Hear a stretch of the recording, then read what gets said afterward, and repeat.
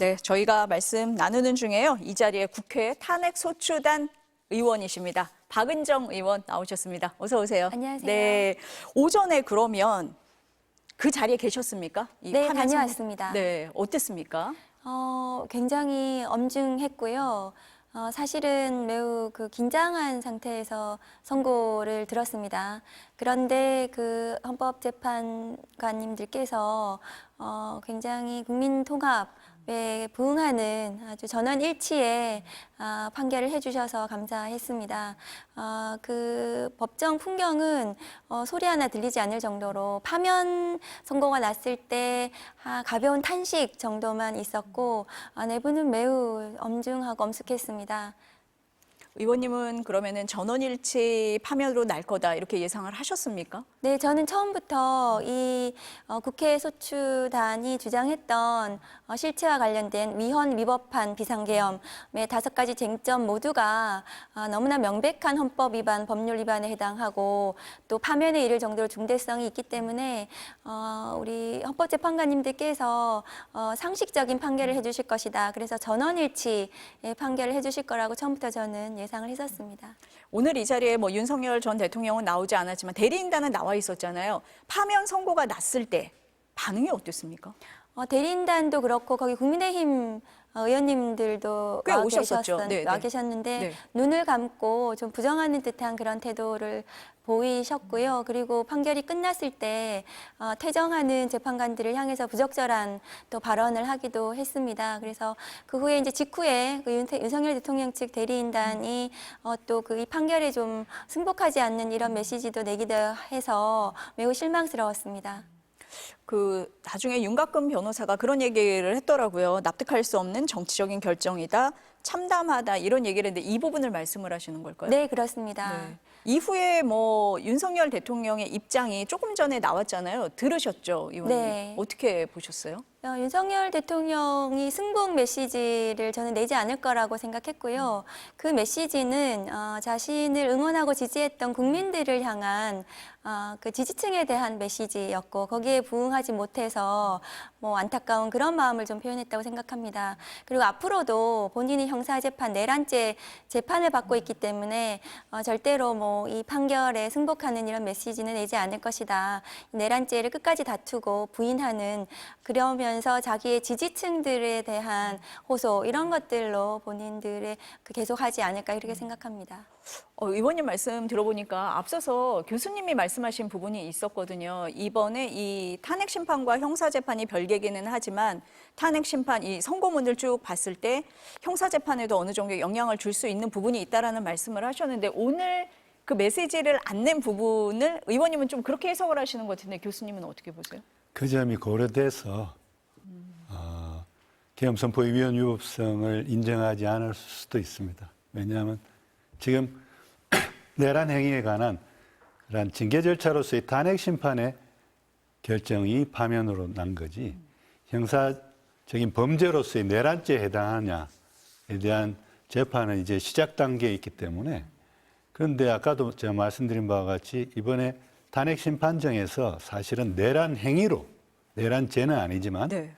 내란 행위 즉 국회를 침탈하고 또 국회의장 등을 체포하라고 지시하고 본회의장에 들어가 있는 국회의원들을 끌어내라 하고 이러한 것들에 대해서까지도 인정을 했기 때문에 이것이 지금 형사재판에는 영향을 미칠 겁니다. 물론 법원은 그걸 받아들일 법적 의무는 없어요.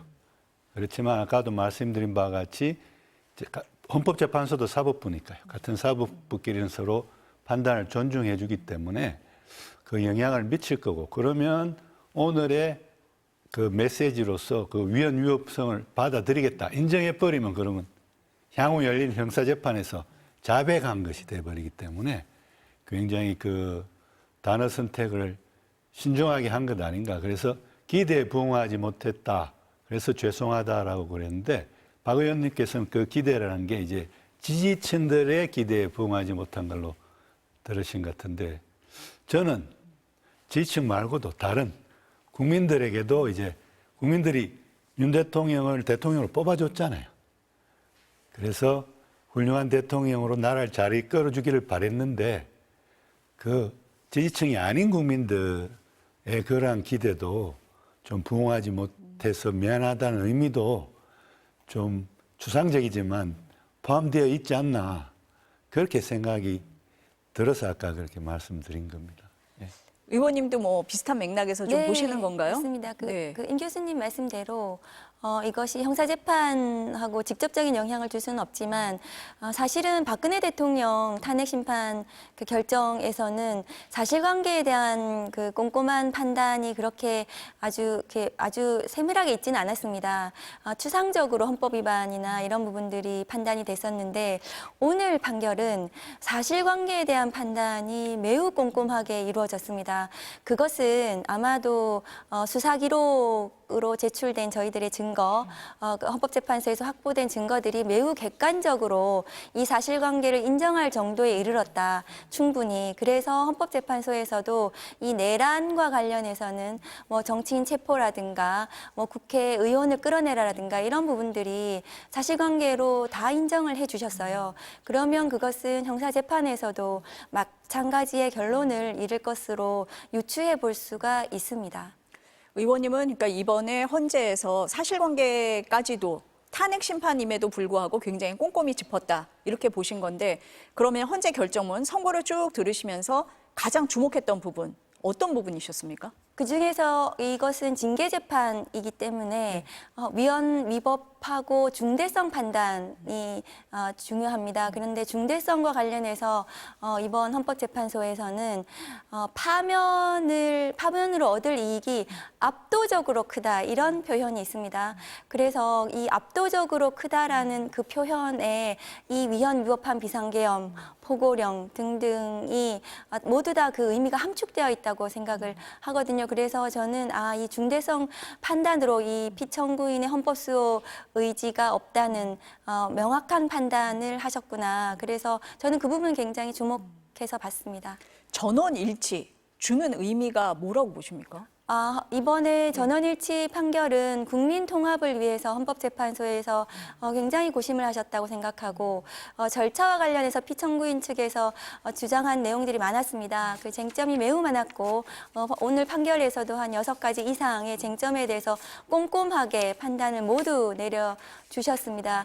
그래서 저는 그 일부에 대해서 뭐 소수 의견이나 반대 의견이 혹시 나올 수도 있지 않을까. 그렇게 되면은 파면 인용 결정이 나더라도 그 절차 위법 관련해서 또 피청구인 측 그 세력들에게 빌미가 될 수도 있지 않을까 이런 우려가 있었는데 그 전부를 적법하게 꼼꼼하게 명확하게 판단을 해주셨습니다. 그리고 전원일치 판결로 해서 그동안 국민의힘이나 윤석열 대통령 측에서 주장했던 뭐 일부 재판관들의 뭐 그 다른 의견 이런 것들은 전부 실체가 없었다. 이것을 확인해 주시는 그런 상식적인 판결이었다고 생각합니다. 국회 탄핵 소추단이시니까 이제 변론 때마다 참석을 하셨을 것 같은데요. 하실 때마다 좀 탄핵 소추단에서 가장 강조를 했던 부분, 주장 어떤 거였습니까? 국회 탄핵소추단은 5가지 쟁점이 모두 다 중대하다고 생각을 했습니다. 그런데 특히나 사실은 이제 비상계엄의 위헌 위법성이나 포고령 관련해서는 너무나 명백했기 때문에 그 법정에서 사실은 피청구인 측에서도 그렇게 강하게 주장을 하지는 못했습니다.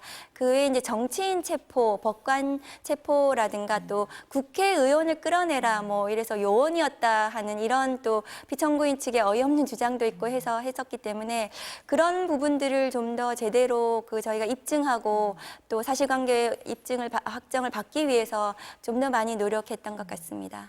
의원님 말씀대로 이제 비상계엄 뭐 선포 요건이라든지 포고령 1호라 너무 명확하니까 그 부분에 대해서는 뭐 논란의 여지가 별로 없었던 것 같은데 말씀하신 대로 뭐 정치인 체포 시도 이 부분에 대해서는 교수님도 앞서서 말씀을 하셨지만 뭐 좀 엇갈린 주장도 나왔기 때문에 윤 대통령 측에서 이제 계속 그 얘기를 많이 했던 것 같아요. 그런데 오늘 보면은 이 부분도 탄핵소추단의 의견을 다 받아들인 것 같거든요. 김현 의원도 이 부분에 주목한다라고 얘기를 했는데 같은 맥락으로 보십니까? 네, 그 부분은 뭐 사실상 증거관계상 저는 명백하다고 생각했지만 윤석열 대통령 측에서 그것이 정치 공작이라는 그런 주장을 하면서 흔들려고 했습니다.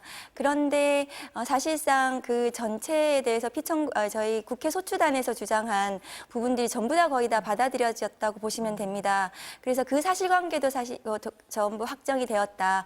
그리고 또 중요하게 판단하신 것은 이 법관들에 대한 체포 부분은 사법부 독립을 침해한 중대한 위헌 위법 행위다라는 점을 분명히 해주셨거든요. 그래서 민주주의와 헌법의 가치에 대한 그런 어떤 너무 당연한 판단이었다고 생각합니다.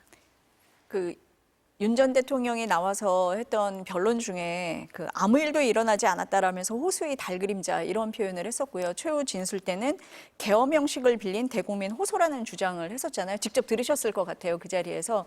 헌재는 뭐 이 부분에 대해서 전혀 받아들이지 않았다. 뭐 이렇게 보면 되겠네요. 그 부분에 대해서 예. 전혀 받아들이지 않았고 그 부분에 대해서 판단도 했습니다. 헌법재판소는 비상계엄을 해제했다 하더라도 그것은 시민들의 저항과 군경의 소극적인 임무수행 때문이었고 그 피청구인이 계엄 해제를 했기 때문은 아니다. 그래서 아무 일도 일어나지 않았다는 피청구인의 주장, 그러니까 실제로 계엄과 관련해서 뭐 기본권 침해도 없었고 그런 위헌 위법 행위가 없었다는 그 주장 자체를 근본적으로 받아들이지 않았다고 보시면 됩니다.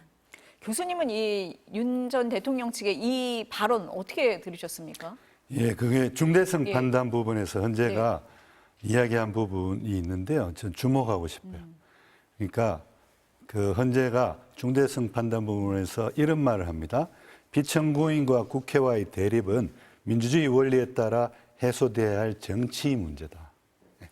그렇기 때문에 대통령은 야당이나 국회가 반대하더라도 줄 탄핵을 하건 행정부 예산을 대폭 삭감하든 간에 대화 타협을 통해서 결론을 도출하도록 노력했어야 된다. 그런데 그리고 또 취임 2년 후에 국회의원 선거가 있었단 말이에요.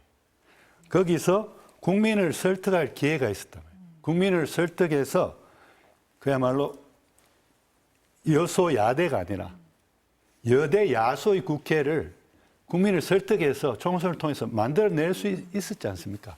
그러면 그러한 야당의 반대도 없을 건데 그러한 노력은 안 하고 나중에 총선을 통해서 여소야대가 만들어지니까 야대의 국회에서 대통령의 권한 남용을 견제하는 것은 당연한 것인데 그 견제가 있다고 해서 그거를 군대를 동원하는 그런 비상계엄을 통해서 해결하려고 한 것, 그것은 계엄 선포권의 남용이다라고 분명하게 지적을 해요.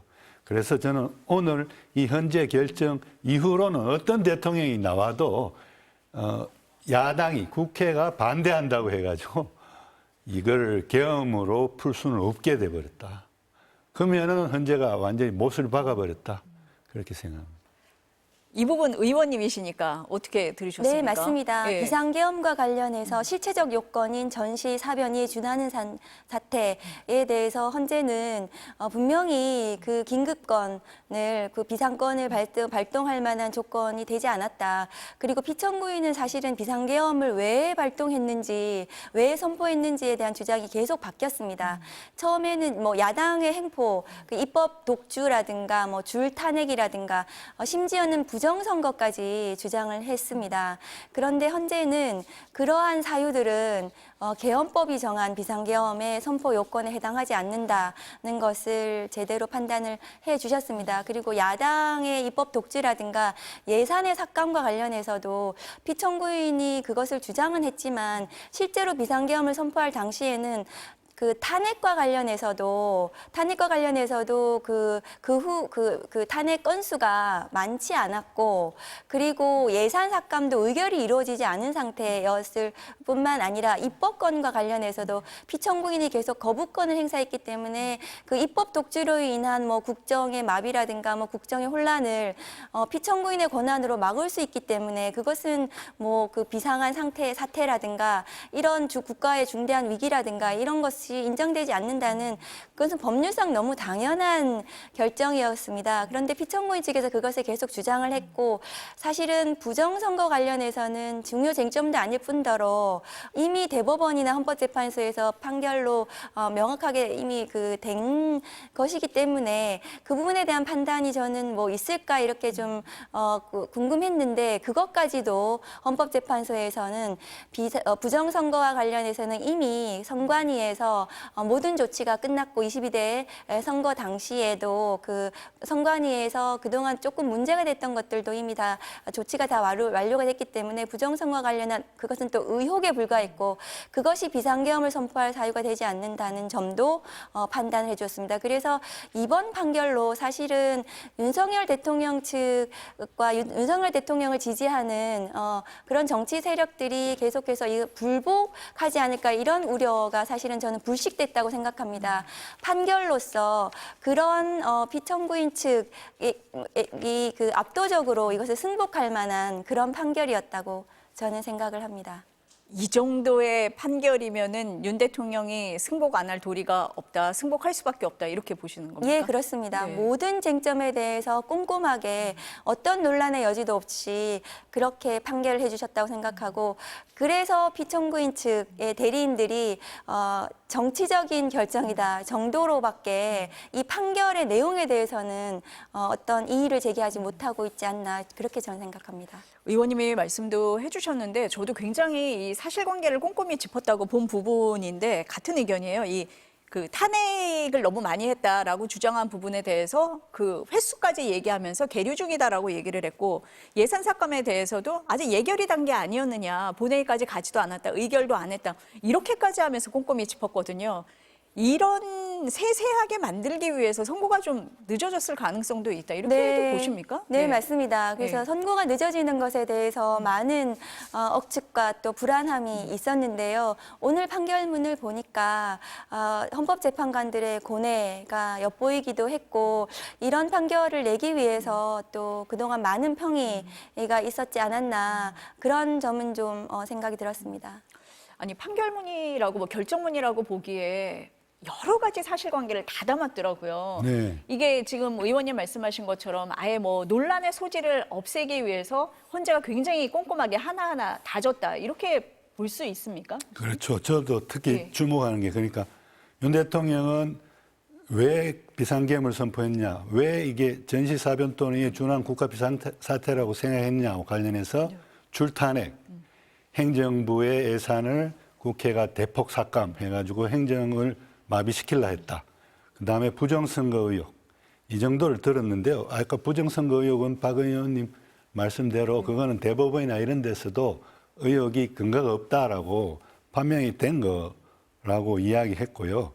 그다음에 줄탄핵과 관련해서는 줄탄핵이나 행정부 예산 삭감이 국가 비상사태일 수는 없지만 탄핵 소추권 자체도 남용된 것은 아니라고 헌재는 분명히 밝혀요. 왜냐하면 사실관계를 꼼꼼히 짚은 게 이 사건 당시에는 방통위원장과 검사 한 명에 대한 탄핵만 있었다는 거예요.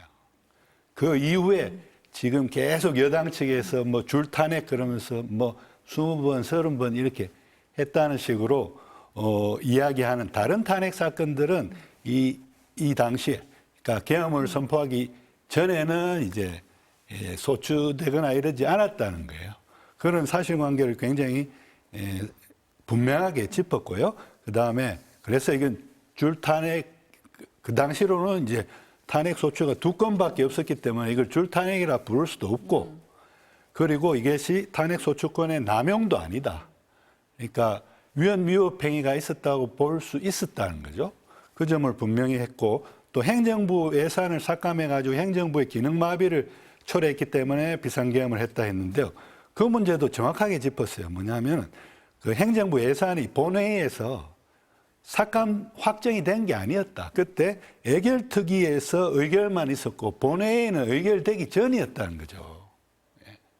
그렇기 때문에 행정부 예산 삭감이 확정되지도 않은 시점에서 비상계엄을 선포했기 때문에 그게 행정부 예산 삭감이 국회에 의한 예산 삭감이 국가 비상사태의 원인이 될 수는 없다라는 점을 분명히 했고 그러한 점에서 이제 행정부 예산 삭감도 또 그 예산도 2025년의 예산이에요.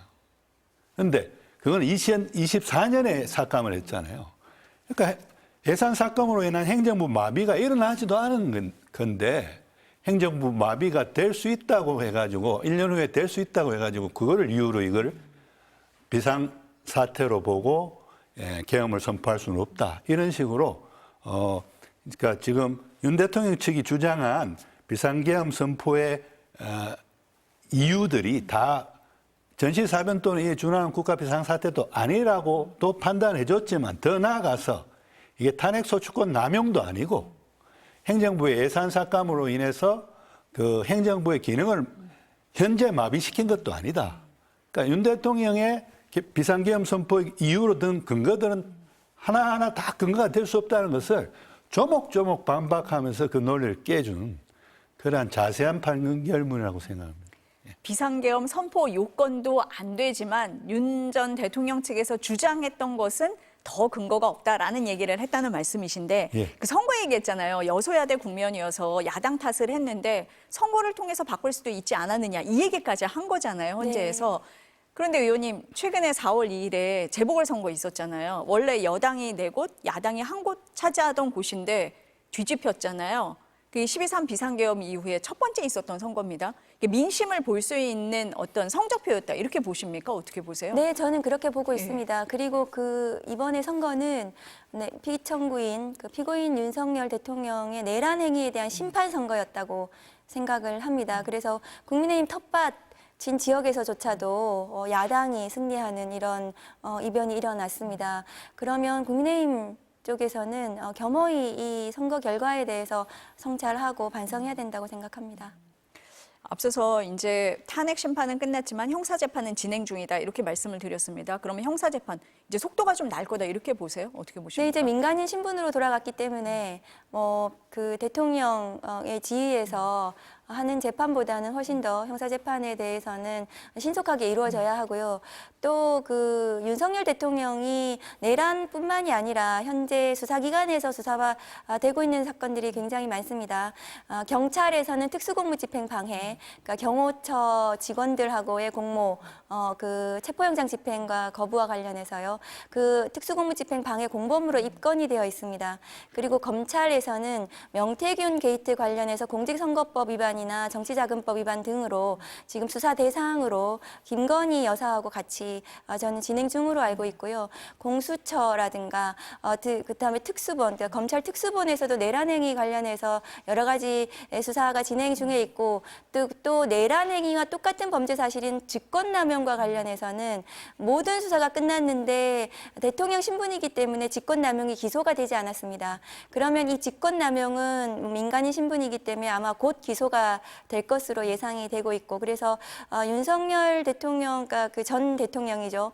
입장에서는 지금 수사기관의 수사도 신속하게 진행이 돼야 되고 재판도 신속하게 이루어져야 된다 생각하고 나아가서 지금 윤석열 그 대통령 전 대통령이 그동안 했던 행태에 비추어서 중요 증인들에 대한 진술 회유라든가 아니면 증거인멸의 우려가 매우 큽니다. 그래서 다시 재구속을 해서 재판이 이루어져야 된다고 저는 생각을 합니다. 재구속 말씀을 하셨으니까 지금 석방돼 있는 상태잖아요. 법원에서 구속 취소 결정을 하고 검찰이 즉시 항고를 하지 않으면서 지금 이 석방 상태가 된 거거든요. 이 부분은 어떻게 보십니까? 그 구속 취소 결정은 위법한 결정이라고 저는 생각합니다. 형사소송법을 위반한 결정이고요. 그것에 대해서 검찰에서 즉시 항고를 해야 하는데도 불구하고 심우정 검찰총장이 즉시 항고권을 포기하는 지휘를 했습니다. 검찰 특수본에서는 즉시 항고를 하겠다고 했는데 검찰총장이 즉시 항고권을 포기하는 지휘를 하는 것은 그것은 그 지휘권의 남용에 해당하거든요. 그래서 그 즉시 항고권 포기와 관련해서도 심우정 검찰총장 그다음에 대검의 지휘 라인에 대해서 뭔가 법적인 조치가 필요하다고 저는 생각합니다. 검찰 개혁이 필요하다. 이렇게 보십니까? 그건 당연한 말씀이고요. 이번에 윤석열 정권을 통해서 검찰이 그동안 무소불위의 권력을 권한을 행사해서 수사권과 기소권, 영장 청구권, 수사 종결권, 공소 취소권 뭐 등등의 모든 권한을 하나의 권력기관이 가지고 있으면서 일어나는 폐해가 내란으로 이어졌다고 생각합니다. 그래서 반드시 검찰권에 대해서는 제대로 된 건강한 그 재건축이 필요하다. 그것이 검찰개혁 입법으로 이번 국회에서는 실현이 돼야 된다고 생각합니다. 의원님 회의가 있다고 하셔서요. 이쯤에서 보내드리겠습니다. 오늘 말씀 감사합니다. 감사합니다.